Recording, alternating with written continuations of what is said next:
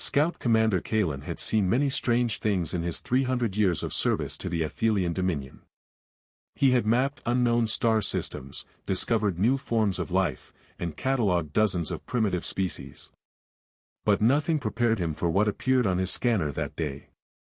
His ship drifted near the edge of the Cygnus Reach, a quiet region of space where nothing important ever happened. The Dominion had surveyed this area 3,000 years ago and found only one species worth noting. They were called humans, and back then they were barely using metal tools.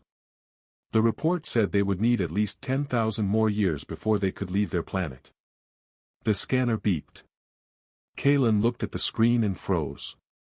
An energy signature, not natural, not Athelian, something new. He pressed a button and zoomed in. A ship appeared on his display. But what a strange ship it was. Kalen had studied every known species in their vessels. All of them followed the same basic rules. Ships were symmetrical. Ships were efficient. Ships looked like tools built for a purpose. This ship looked wrong. One side was different from the other. It had marks and symbols painted on its hull. Parts of it seemed to serve no clear function. Kalen ran the design through his computer, but the machine could not identify it. He opened a communication channel. His translator crackled for a moment, searching for the right language patterns. A voice answered. It spoke in a strange accent, but the words were clear. This is the UNSS Endeavour of the United Nations Space Service. We come in peace. Kalen checked his records. United Nations. Humans, the primitive tool users from 3,000 years ago. Impossible. I am Scout Commander Kalen of the Athelian Dominion. Your species was not expected to achieve space travel for many thousands of years. How did you build a faster-than-light drive? The human captain laughed. It was a warm sound, friendly. We worked hard. Took us a while, but we got there. Would you like to come aboard and talk? Kalen was trained for first contact situations. The protocol was clear. Board the vessel, inspect their technology, determine if they posed any threat to the Dominion. I request permission to dock and conduct a standard inspection of your vessel. There was a pause. Then the human spoke again, and this time the voice sounded embarrassed. That might be a bit awkward. Our interior design choices are, well, they are very human. It might be culturally confusing. How about we meet at a neutral station instead? Kalen felt a spike of concern. What were they hiding? Every species in the Dominion welcomed inspections. Their ships were identical inside and out. Clean, efficient, perfect. He took detailed scans of the vessel and sent them back to Dominion headquarters. Then he agreed to meet the humans at a nearby trade station. 3 days later, Kalen stood in a conference room with 5 other Dominion commanders. They all stared at the holographic image of the human ship rotating slowly in the air. This makes no sense. High Marshal Zarthus was the oldest officer in the room. He had fought in 17 wars and designed 6 classes of warships. Look at the hull. It is not symmetrical. The weight distribution is all wrong. And what are these markings? Decorations, Kalen said. Art, they called it. The humans painted their ship. The room fell silent. No one painted their ships. Ships were tools. You did not decorate a tool. Chief Analyst Saren stepped closer to the hologram. He pointed at a section near the back of the ship. This area here. The scans show it is filled with plants. Living plants. Inside a starship. Another commander, a draconian named Ambassador Lyrics, made a dismissive gesture. They must be carrying supplies, food stores. Saren shook his head. No, the plants are growing. They have a garden on a diplomatic vessel. And here, Kalen pointed to another section. This appears to be a recreational facility. The humans confirmed it is a place where the crew exercises and plays games. Games. High Marshal Zarthus looked disturbed. On a ship designed for deep space exploration? Yes, sir. They also have something called a missile. It is larger than our entire crew quarter section. They use it for eating meals together and socializing. The commanders looked at each other. Dominion ships had feeding stations, small, efficient spaces where crew members consumed their nutrient packs quickly before returning to work. The idea of a large room just for eating together seemed wasteful. Saren ran calculations on his data pad. According to my analysis, the human ship is 34% less efficient than our optimal design. They are wasting massive amounts of space on crew comfort. High Marshal Zarthus nodded slowly. Then they are not a military threat. Any species that designs ships this poorly cannot compete with Dominion engineering. We will welcome them to the Dominion as a minor member species. They can learn proper ship design from us. But Kalen was not so sure. He had met the human captain. The woman had been confident, relaxed, and sharp. Her crew seemed happy. Every Dominion crew he knew was stressed, efficient, and tired. Something about this did not add up. Sir, perhaps we should learn more about why they designed ships this way before we dismiss them. High Marshal Zarthus waved his hand. There is nothing to learn. Efficiency is efficiency.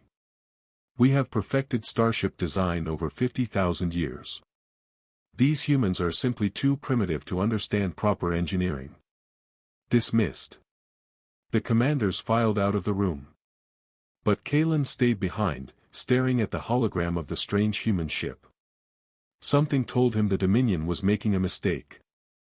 Something told him these humans understood something important that the Dominion had forgotten. He just did not know what it was yet.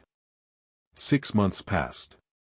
The Athelian Dominion invited humanity to send more ships for cultural exchange. 12 human vessels arrived in Dominion space.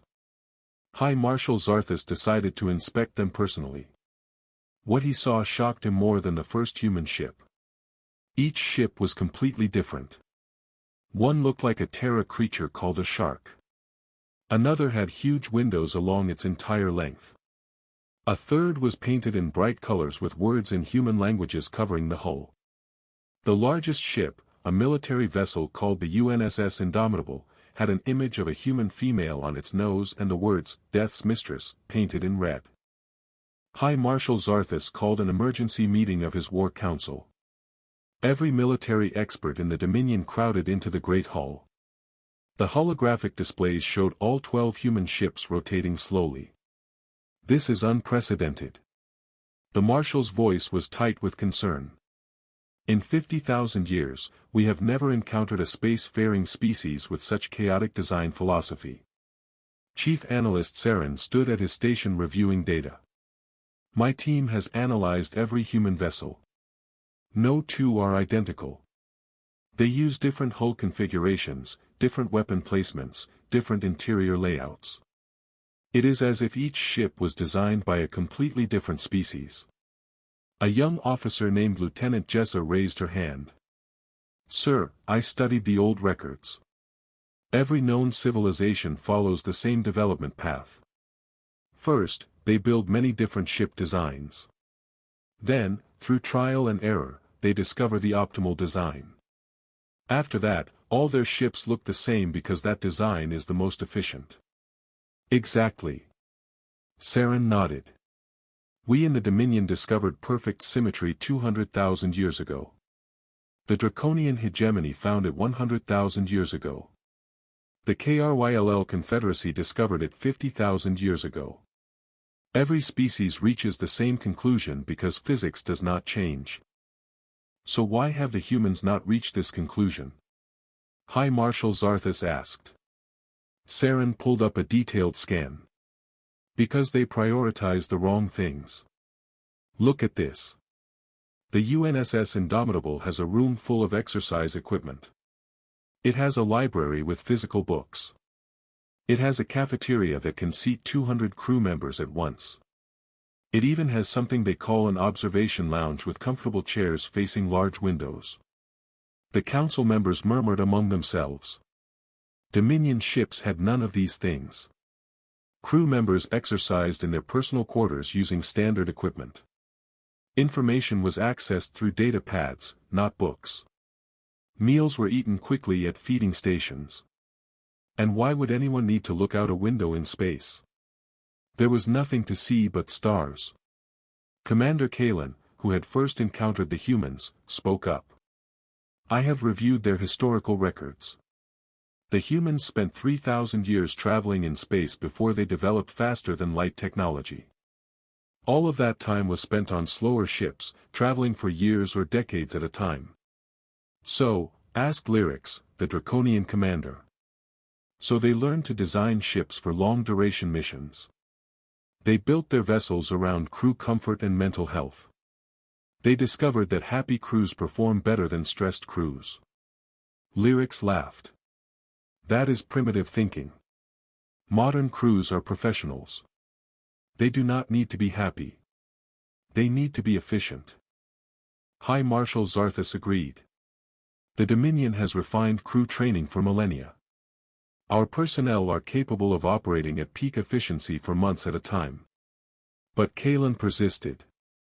Sir, I spoke with several human crew members. They stay on their ships for years at a time. Some of them consider their vessel to be their home, not just their workplace. Home. Saren looked confused. A ship is a tool. You do not live in a tool. The humans do. Kalen pulled up an image of the UNSS Endeavour's interior. Look at this corridor. The walls have paintings, art created by crew members. And here, this is a personal quarters. It has pictures of family, books, plants, personal decorations. Each crew member's room is different. The council stared at the images. Dominion quarters were identical. Each room had a bed, a storage unit, and a workstation. Nothing more. Personal items were kept in the storage unit when not in use. The idea of permanently displaying personal decoration seemed strange. This is inefficient. High Marshal Zarthus said firmly, the humans are wasting resources on unnecessary comfort. When they face a real military challenge, they will realize their mistake. Saren ran final calculations. According to my analysis, if the humans removed all non-essential systems and redesigned their ships according to optimal specifications, they could increase their efficiency by 42%. High Marshal Zarthus nodded. We will send them our recommendations. As a gesture of goodwill, we will share our ship design principles with them. In time, they will see the wisdom of our approach. But that night, Kalen could not sleep. He kept thinking about the human captain he had met. She had been confident, alert, and creative in her thinking. Her crew had been energetic and enthusiastic. Every Dominion crew he knew was competent, but exhausted. He accessed the human ship designs again and studied them carefully. The more he looked, the more he understood. The humans did not design ships to be efficient. They designed ships to be homes. They built communities that could travel through space. Every human ship was unique because every human crew was unique. The ship reflected the personality and culture of the people who lived in it. The decorations were not wasteful. They were reminders of why the crew was out here in the dark between stars. They were connections to home, to family, to purpose. The Dominion had optimized everything. They had created the perfect war machine. But somewhere along the way, they had forgotten that ships were not just machines. Ships were crewed by living beings with emotions, needs, and dreams. Kalen wrote a report suggesting that the Dominion study human crew psychology before dismissing their design philosophy. He submitted it to High Marshal Zarthus. The Marshal rejected it. Efficiency was efficiency. The Dominion had perfected starship design. There was nothing to learn from a species that put gardens and game rooms on their warships. But Kalen suspected that the Dominion was wrong, and he feared they would discover their error too late. 1 year after first contact, the Athelian Dominion hosted the Grand Exhibition. It was the most prestigious event in known space. Every space-faring civilization brought their finest vessel to display their technological achievements. The Dominion sent the Star of Victory, a massive dreadnought that represented 200,000 years of refined engineering. It was perfectly symmetrical, gleaming silver, and identical to every other Dominion dreadnought in the fleet. That was the point. Perfection meant no variation was needed. The Draconian hegemony brought the Fong of Dominance, a sleek warship that looked almost identical to the Dominion dreadnought. Different species, same optimal design. The KRYLL Confederacy presented the perfect harmony. Another symmetrical vessel that varied only slightly from the other displays. Then humanity arrived. The UNSS Indomitable dropped out of faster-than-light travel, and every scanner in the exhibition locked onto it. The ship was massive, nearly as large as the Dominion dreadnought. But there the similarity ended. The hull was painted dark gray with sections of bright red. On the nose, a large image of a human woman in old-fashioned clothing smiled out at the stars. Below her, the words, "Death's Mistress," were written in letters 10 m tall. The armor plating was clearly from different sources. Some sections were darker than others. Some had markings from previous battles. The ship looked like it had been built from spare parts and decorated by artists. High Marshal Zarthus watched from the command deck of the Dominion exhibition platform. Next to him, Ambassador Lyrics of the Draconian hegemony laughed out loud. This is what the humans bring. That monstrosity. It looks like a cargo hauler that was attacked by a paint factory. Other ambassadors smiled. The KRYLL delegation whispered among themselves. The humans had embarrassed themselves in front of the entire galaxy. The human captain, Captain Anya Sol, docked at the platform and walked into the reception hall.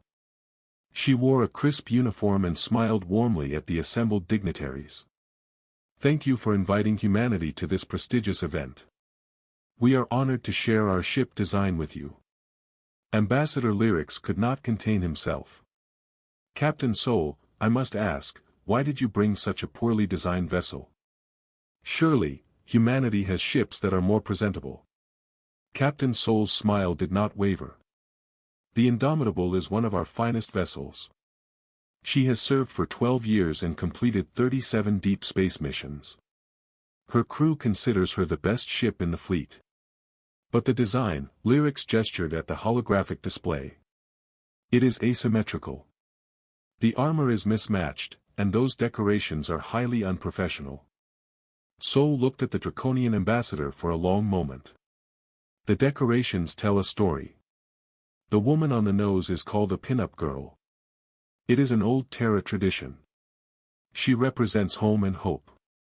The red armor sections are from the Battle of Titan, where the Indomitable saved a colony ship. The crew voted to keep those plates as a reminder. Every mark and scratch on that hull represents a mission completed and crew members brought home safely. The hall fell silent. High Marshal Zarthus stepped forward. Captain Sol, the Athelian Dominion has studied your ship designs extensively. We calculate that they are 34% less efficient than optimal specifications. We mean no disrespect, but perhaps humanity could benefit from our engineering expertise. Sol nodded thoughtfully. I appreciate the offer, Marshal, but I wonder if efficiency is being measured correctly. Would you be willing to conduct a test? A test? What kind of test? A simple comparison. Your best ship against mine. We run the same combat maneuvers, the same emergency drills, the same system checks. Then we compare the results. Ambassador Lyrics laughed again. The Fong of Dominance accepts your challenge. This will be educational for the humans. The next day, both ships moved to the testing range. Observers from every major civilization watched the displays. The Draconian Fong of Dominance was a beautiful sight. Every line perfect, every system optimized. It represented 100,000 years of engineering excellence. The UNSS Indomitable looked rough and strange next to it. The test began. Both ships ran through complex maneuvers. Emergency engine starts, rapid direction changes, simulated weapon targeting, system recovery drills. The draconian ship performed flawlessly. Every maneuver was executed with perfect precision. The crew worked like a machine. The human ship was different. The maneuvers were not quite as precise, but they were faster, 15% faster. High Marshal Zarthus frowned at the results. How is this possible? The human ship is less efficient by design. Commander Kalen, who had been studying the data, spoke up. Sir, look at the crew response times. The draconian crew is operating at expected efficiency levels. The human crew is operating above expected levels. Above expected levels. That is not possible. Crews operate at their training level normally. Yes. But sir, I reviewed recordings from inside the human ship. During the rest period between tests, their crew was relaxed. Some were exercising. Some were eating together in their mess hall. Some were reading in their library. They appeared to be enjoying themselves. They were not stressed. The draconian crew spent their rest period in their quarters, following standard recovery protocol. They rested efficiently, but they did not relax. The humans actually relaxed. High Marshal Zarthus stared at the data. A relaxed crew performed better than an efficient crew. It made no sense, but the numbers did not lie. The final test was a simulated combat scenario. Both ships had to respond to a surprise attack while conducting repairs. The draconian ship reacted quickly. The crew followed their training perfectly. They scored well. The human ship reacted faster. But more than that, they improvised. When one system failed, they rerouted power in a way that was not in the standard manual. It worked better than the standard approach. Commander Kalen watched in amazement. They are thinking creatively under pressure. Our crews follow the manual. Their crews are comfortable enough to innovate. The final scores appeared on the display. The UNSS Indomitable had won every category. The exhibition hall was silent. Ambassador Lyric stared at the results in disbelief. Captain Sol smiled politely, but said nothing. High Marshal Zarthus stood slowly. He looked at the rough, decorated, asymmetrical human ship on the display. Then he looked at his own perfect, identical, efficient fleet. For the first time in his 300 years of service, he wondered if the Dominion had made a terrible mistake. News of the exhibition results spread across the galaxy like wildfire. The humans, with their strange decorated ships and inefficient designs, had defeated the draconian hegemony in front of everyone. Within weeks, questions began arising in civilizations throughout known space. The first crack appeared in the KRYLL Confederacy. A young engineer named Engineer Jory served on the cruiser the Voidseeker.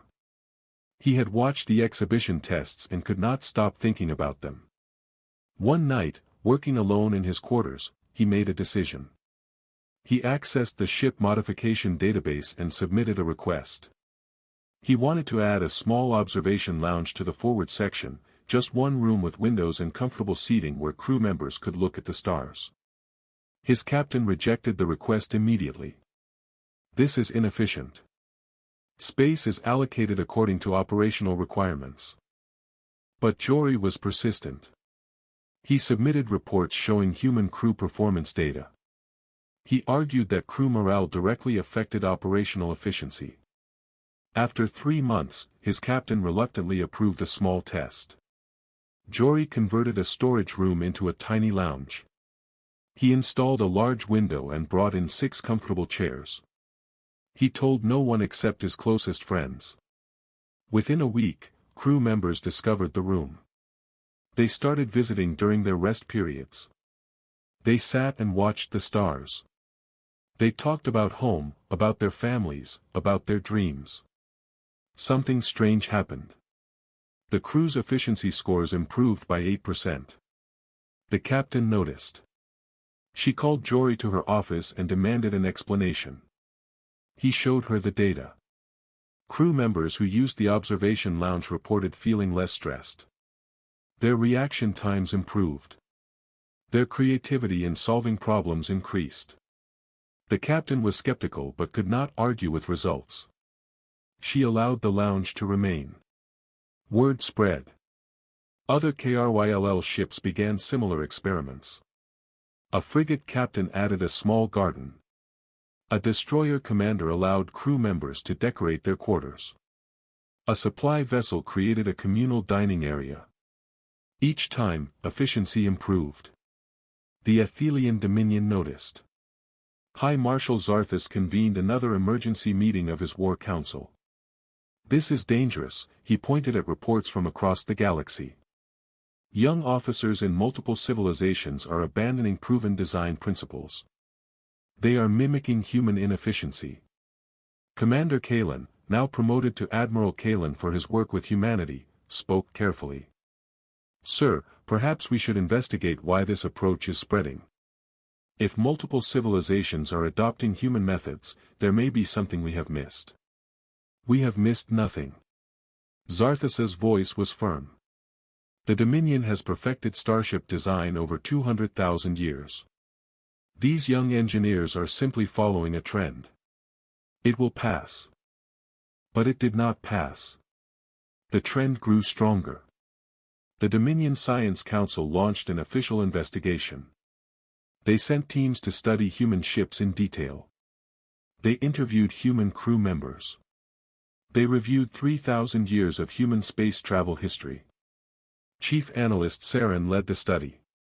He spent 6 months aboard various human vessels. When he returned, his report shocked the Council. Human ship design is not inefficient. It is optimized for a different metric than ours. We optimize for mechanical efficiency. They optimize for crew psychology. The Council members leaned forward. Saren continued. Humans spent 3,000 years in slower-than-light travel before developing FTL drives. During that time, their ships were not just vehicles. They were homes. Entire lives were lived aboard these vessels. Children were born. People grew old, communities formed. He pulled up images of early human generation ships. These massive vessels had gardens, schools, parks, and neighborhoods. They were flying cities. When humans developed faster-than-light travel, they did not abandon this philosophy. They simply made the ship smaller. They still built vessels where people could live, not just work. They created spaces that felt like home. Another scientist, a psychologist named xenopsychologist DRA, added her findings. I studied crew stress levels across multiple species. Dominion crews operate at an average stress level of 73%. This is considered normal and acceptable. Human crews operate at 42% stress. The difference is their environment. Humans surrounded themselves with reminders of home. They created comfortable spaces. They built communities aboard their ships. This reduced stress and increased performance. A council member objected. But our crews are trained to handle stress. Stress is part of space travel. DRA shook her head. Yes, our crews can handle stress, but they perform better without it. The humans proved this. A crew that feels at home, that has time to relax, that sees their ship as a community rather than a workplace, that crew will outperform a stressed crew every time. Saren's final conclusions were even more dramatic. Human ships are not just war machines. They are symbols of culture and identity. Every ship is unique because every crew is unique. The decorations, the personal spaces, the communal areas, these are not inefficiencies. They are the foundation of crew cohesion and morale. He paused and looked around the room. We in the Dominion built the perfect machine. The humans built a home that can fight. In our pursuit of mechanical perfection, we forgot about the living beings inside those machines. The Science Council's report was classified immediately. It was too dangerous. If Dominion crews learned that they were being pushed beyond healthy stress levels in the name of efficiency, morale would collapse. But the report leaked within weeks. Every major news service in the Dominion had copies. Engineers read it. Psychologists read it. Most importantly, crew members read it. Admiral Kalin sat in his office and watched the news reports. Across the Dominion, crews were demanding changes. They wanted observation lounges. They wanted better living quarters. They wanted to be treated as people, not as components of a machine. He thought about his own ship, cold, efficient, perfect, empty. He opened a communication channel to Captain Anya Soul of the UNSS Indomitable. Captain Soul, this is Admiral Kalin. I have a question. How did your species figure this out? How did you know that ships should be homes? Soul smiled on the view screen. We did not figure it out, Admiral. We just never forgot. When you spend years in the darkness between stars, you need more than a job to keep you going. You need a reason to be there. You need community. You need home. She paused. Your people forgot that somewhere along the way. You got so good at building machines that you forgot you were building them for living beings. Kalin closed the channel and sat in silence. The Dominion had 200,000 years of technological advancement. But humanity had remembered something far more important. Ships were not just tools. They were homes, and that made all the difference. Fleet Master Vex was the most decorated officer in the Dominion Navy. He had commanded fleets for 150 years. He had never lost a battle. He had never questioned Dominion doctrine. When younger officers began talking about human ship design philosophy, he dismissed it as foolishness. When the Science Council's report leaked, he called it propaganda. When High Marshal Zarthus suggested studying human methods, Vex refused. The Dominion has perfected warfare. We do not need lessons from a species that paints pictures on their warships. But the debate would not die. More and more officers were questioning traditional methods. The Fleet Command decided to settle the matter once and for all. They would arrange a training exercise. Vex's flagship, the Purity of Will, would face a human vessel in simulated combat. Vex accepted immediately. He would prove that Dominion efficiency was superior to human sentimentality. The humans sent the UNSS Defiant, a heavy frigate. It was smaller than the Purity of Will, but fell into the same class for combat purposes. When Vex saw it on his scanners, he laughed. The human ship had a section along its spine that appeared to be a greenhouse. Glass panels protected rows of growing plants. The hull art depicted Terra's ocean, complete with fish and coral. On the side in large letters, it read, "Home is where the ship is." This will be easy. Vex turned to his crew. Prepare for standard combat protocols. We will finish this exercise in under 6 hours. The exercise rules were simple. Both ships would engage in simulated combat for 3 days. All weapons were computer simulated. All damage was calculated by neutral observers. The ships could not actually harm each other, but the computer would track who would have won in real combat. Day 1 began at dawn. Both ships launched from their starting positions. The Purity of Will executed perfect tactical maneuvers. Vex's crew operated like a precision machine. Every command was followed instantly. Every system performed at peak efficiency. The human ship responded differently. Their maneuvers were good, but not perfect. They made small mistakes. They improvised, but they were fast. After 8 hours of combat, the computer declared the engagement a draw.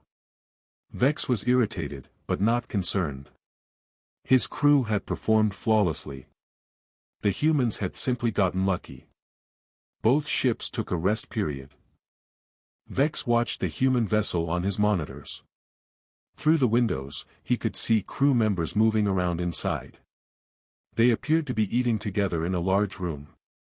Some were exercising, others were tending the plants in the greenhouse. They are wasting time. Vex shook his head. My crew is resting efficiently in their quarters.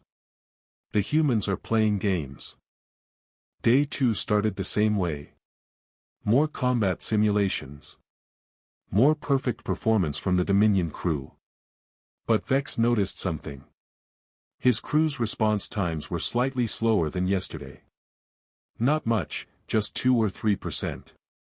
Within normal parameters for extended operations.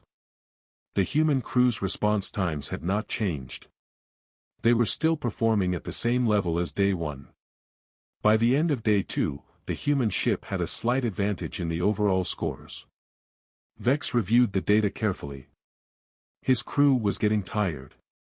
The stress of maintaining perfect performance for hours on end was wearing on them. The human crew did not appear stressed at all. During rest periods, they gathered in their mess hall and ate meals together. They held what appeared to be a movie screening in a recreation room.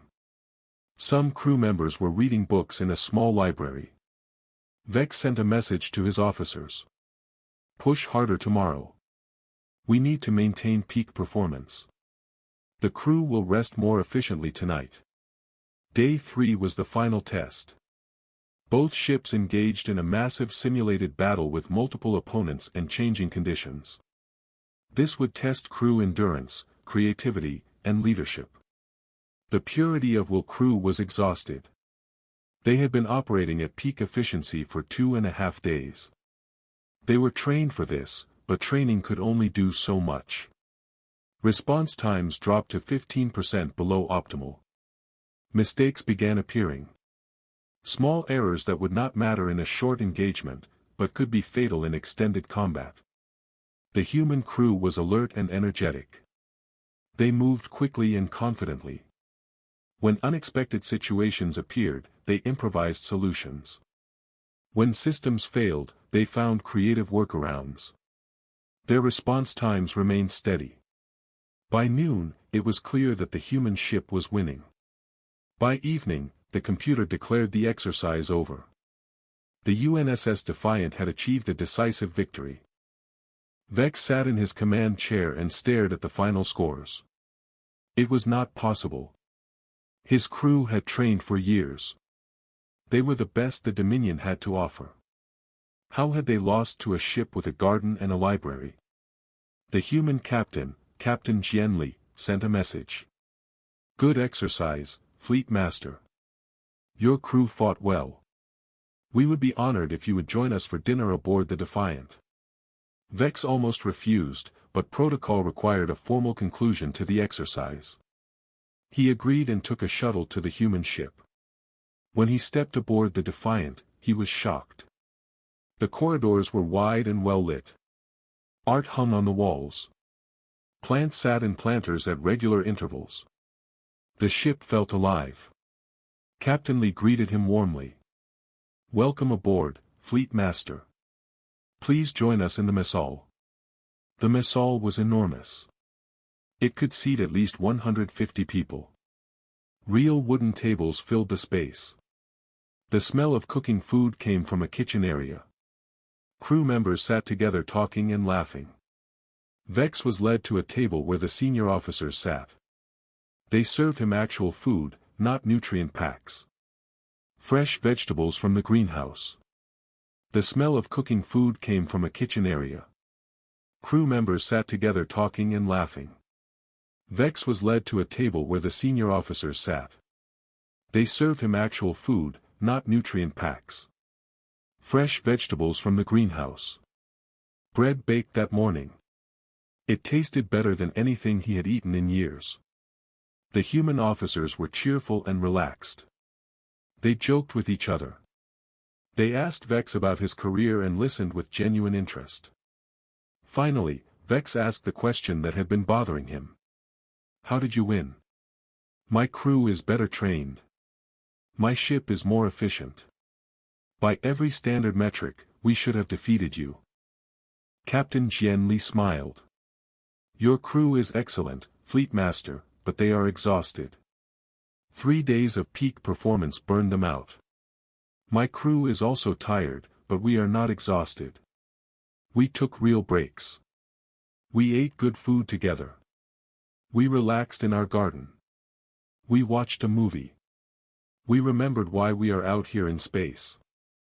We did not just operate efficiently. We lived. Vex looked around the mess hall.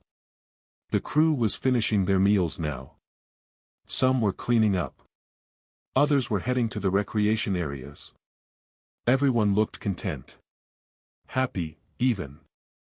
On the purity of will, his crew was probably in their quarters right now, alone, resting efficiently, preparing for the next assignment.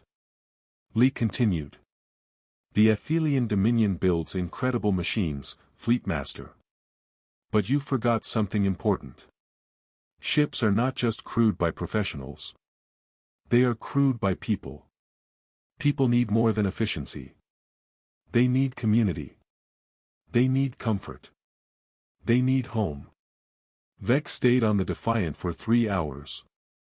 Lee gave him a tour. He showed him the greenhouse where crew members grew vegetables and flowers. He showed him the library where people read and studied. He showed him the observation deck where crew members sat and watched the stars. Everything was clean but lived in. Personal touches everywhere, photos of families, paintings created by crew members. A bulletin board with messages and jokes. When Vex returned to the purity of will, his ship felt cold and empty. He walked through the identical corridors, past the identical quarters to his own sparse cabin. He sat down and wrote his report. The humans did not defeat us with superior technology. They defeated us by remembering what we forgot. They built a home that can fight. We built a machine that cannot rest. Recommendation: the Dominion fleet should study human methods immediately. We have been wrong for 200,000 years. He sent the report to Fleet Command and sat in his cold, efficient cabin, wondering what his ship could have been if they had built it differently. The age of living ships. 5 years after first contact, the galaxy looked very different. The Athelian Dominion's shipyards, which had produced identical vessels for millennia, now created ships with variation. Not complete redesigns, but small changes. A viewing lounge here, a communal dining area there, personal quarters that allowed customization. The changes started slowly. After Fleet Master Vex's report, the Dominion High Command ordered a pilot program. 3 ships would be retrofitted with human-style crew spaces. The results would be monitored. Within 6 months, those 3 ships showed a 20% improvement in crew performance. More importantly, crew retention improved. Personnel requested transfers to the modified ships.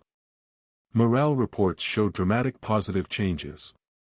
The High Command expanded the program. More ships were modified. New vessels incorporated crew comfort features from the design stage. Engineers who had spent their entire careers optimizing for mechanical efficiency now studied psychology and community design. Chief Analyst Saren, who had initially dismissed human methods, became their biggest advocate. He designed a new class of Dominion cruiser that included gardens, recreation facilities, and spacious living quarters. He called it the Unity class. This ship is not just a weapon. It is a community. A crew that lives well will fight better and think more clearly than a crew that merely survives. Other civilizations followed. The Draconian hegemony, embarrassed by their defeat at the exhibition, studied human designs intensively. The KRYLL Confederacy made crew comfort a priority in all new construction. Even the isolated Dranthi Collective, who had always built the most austere ships in the galaxy, began adding small amenities. The most dramatic change happened in military doctrine. For thousands of years, war colleges taught that extended combat required rotation of exhausted crews. Human philosophy proved otherwise. A comfortable crew could maintain peak performance far longer than a stressed crew. New Dominion warships included meditation rooms, exercise facilities, and even entertainment centers. Ships that once housed crews for 3-month deployments now supported year-long missions without crew degradation. But the changes went deeper than ship design. The entire culture of the Dominion fleet shifted. Officers who had been trained to see crew members as components of a machine now learned to see them as people. Leadership courses added sections on morale and community building. Admiral Kalen, who had first encountered humanity, became the head of the new Fleet Reformation program. He traveled across the Dominion, teaching officers the lessons humanity had taught him. A ship is not a tool. It is a home. Your crew is not a machine. They are people with needs, dreams, and emotions. Take care of them, and they will perform beyond what you thought possible. The most visible change was cosmetic, but significant. Ships began showing individuality. Crew members were allowed to add personal touches. Not the wild decorations of human vessels, but small variations. A sculpture here, a mural there. Names and symbols that meant something to the crew. Fleet Master Vex's ship, the Purity of Will, underwent the most dramatic transformation. After his experience aboard the Defiant, Vex personally oversaw the renovation. The mess hall was expanded. A greenhouse was added. Personal quarters were redesigned to allow customization. Most significantly, Vex allowed the crew to vote on hull art for the ship. They chose a phoenix rising from flames. Below it, in 6 different languages representing the species serving aboard were the words, "Never too late to change." When other fleet masters saw this, some were scandalized, but most were curious. And when the Purity of Will's performance scores increased by 18%, criticism stopped. 5 years after first contact, humanity sent the UNSS Endeavour back to Dominion space for a formal treaty signing. The same ship that had first confused Scout Commander Kalen now arrived as an honored guest. The ceremony was held on the Dominion home world. Representatives from every major civilization attended. High Marshal Zarthus, now the eldest member of the High Command, gave the keynote speech. 5 years ago, we met a species that challenged everything we thought we knew about starship design. We dismissed them as primitive. We calculated their methods to be inefficient. We were wrong. He paused and looked at the assembled delegates. The Athelian Dominion has existed for 200,000 years. In that time, we perfected the art of building machines. But we forgot why we built those machines. We forgot who they were for. Humanity reminded us. They showed us that true efficiency is not about perfect engineering. It is about understanding the people who operate those perfect machines. A happy crew will always outperform a miserable one, no matter how good the ship is. The Dominion built machines of war. Humanity built homes that could fight. We optimized for everything except the most important factor, the well-being of our people. In our pursuit of perfection, we forgot what we were fighting for. Humanity never did. He gestured to the windows where ships from dozens of civilizations orbited the planet. Look at our fleet now. Every ship is different. Every vessel reflects the personality of its crew. We finally understand that this is not weakness. It is strength. Today, we sign a treaty not just of peace, but of mutual learning. The Athelian Dominion thanks humanity for teaching us what we had forgotten. You gave us back something we lost thousands of years ago. You reminded us how to build a home among the stars. The ceremony concluded with the signing. Admiral Anya Sol, now promoted to Admiral, signed for humanity. High Marshal Zarthus signed for the Dominion. Representatives from 20 other civilizations added their marks. Afterward, there was a reception aboard a newly commissioned Dominion vessel. The ship was called the New Beginning. It was built from the start with human philosophy in mind. Large windows looked out at the stars. A central garden provided fresh air and a peaceful gathering space. The mess hall could seat 300 people around comfortable tables. Admiral Sol walked through the ship with Admiral Kalen. She smiled at the changes. You have done well. This ship feels alive. Kalen nodded. We learn from the best teachers. But I must ask, when your species first achieved space flight, did you consciously decide to build ships this way, or did it happen naturally? Sol thought for a moment. It was natural. Our early ships were slow. Journeys took years or decades. We had to make them livable or people would go insane. We built communities because we had no choice. When we developed faster engines, we kept the same philosophy because it worked. We never saw our ships as just vehicles. They were always homes. Kalen stopped at a window and looked out at the gathered fleet. Ships from the Dominion, Draconian Hegemony, Kryll, Danai, and a dozen other civilizations floated together. Each one now showed signs of individuality. Each one had been touched by human philosophy. We built empires. You built homes. In the end, the homes were stronger. Sol joined him at the window. Not stronger, just different. You had efficiency. We had community. Now we all have both. The two admirals stood in silence, watching the fleet. Ships from dozens of worlds, each one unique, each one a home to its crew. The galaxy had changed. Not through conquest or war, but through a simple idea. Take care of your people and they will take you to the stars. A week later, the combined human and Dominion fleets departed on a joint exploration mission. They would travel to the edge of known space and beyond. The mission would last 3 years. As the ships jumped to faster than light speed, every crew member knew they were not just going on a military expedition. They were going home together. And in the mess halls and observation lounges and gardens of those ships, crews from different worlds sat together, shared meals, told stories, and built the communities that would carry them through the darkness between stars. The age of perfect machines had ended. The age of living ships had begun, and the galaxy would never be the same.